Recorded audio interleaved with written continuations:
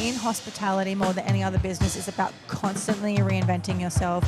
For me, I've done a bunch of different venues before Darvella to have this overnight success. Over the course of your experience, how many cafes in total have you had? I think 12 or 13. Wow. I'm a bit of a crazy lady. We've been here 5 years and it's really been the last 12 to 18 months that's really popped off. Anyone starting out now, I think that was what's unique about your marketing story. This could be done in 3-6 months, I don't know, and then the next thing is going to come up and I don't know what it is yet. You're tuning in to Provisions, a God-given talent original, providing real hospitality insights from real hospitality people. Now, I'm no hospital expert, but my next guest, Giorgina Venzin, is. Somewhat. So tell me a little bit about the 3 cafes that you own. Okay, so I own Darvella Patisserie, which we're sitting at now, which is my pride and joy. I have a little coffee shop called Rising Sun Rituals, which used to be Monocle, and Citron in Bayside, which is a Mediterranean kind of inspired cafe. All venues are completely different, their own teams, and we just have a lot of fun. And that's probably what I appreciate about yourself owning these multiple venues, is that they're not all the same. They're all different, and I'm assuming unique to the areas that they're in. 100%. Yeah, so Citron is a really good example of, I'm going to go straight into adapting. We had, when we opened that venue, we designed it to be quite more of a restaurant cafe. And our menu we opened, everyone did love it, but we went in there being too fancy. So there was people that loved it, but then the people that didn't love it. And it was maybe like a one-time visit kind of venue or a very special occasion kind of venue. And that's not what we wanted. We needed to be an everyday kind of place. So it took us probably 6 months to figure out our groove and talk to the community and change a lot to give them what they want. And now probably 3 years in, I think we've really just mastered that. We've just changed our menu again. But that was a very big learning curve, just like every venue is. And every venue we do tailor for the community that we're in, because that is hospitality, and hospitality is all about community. We're sitting in Darvella right Yes. now.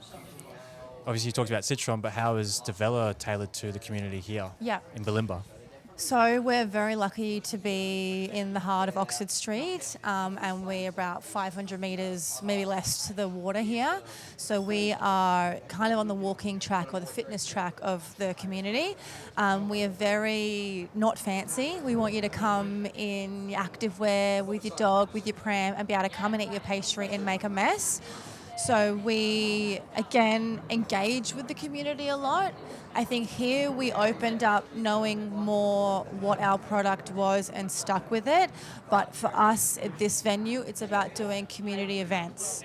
So we're working with the community a lot, doing fun events, creating excitement for them, doing different weekend specials every weekend, different monthly specials, so that our community that do live around can come here all the time and not get bored. We kind of want to reinvent ourselves constantly so that you can feel I can go to Darvella all the time and always be something new, and that you don't have to explore and leave your little suburbs if you don't want to, that you'll always have a new experience with us.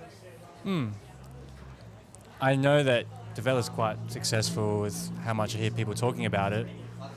How do you go with all the parking in the area for how successful it is, and how many people would come around here? I have no idea. People have just figured that out.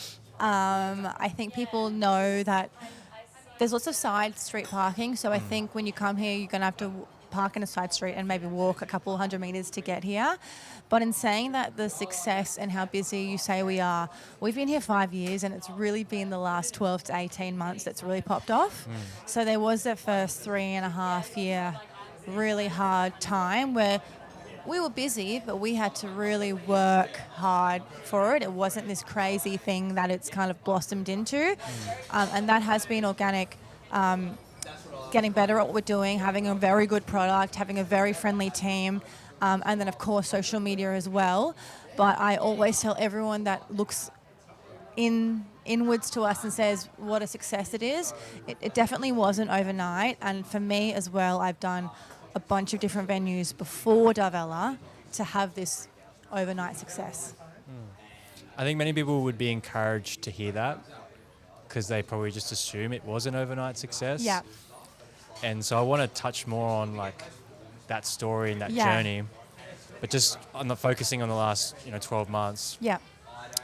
I would say like a big part of that success was the weekend and monthly specials, Yes. if I'm correct. Yes. Like one of the questions I really wanted to ask is,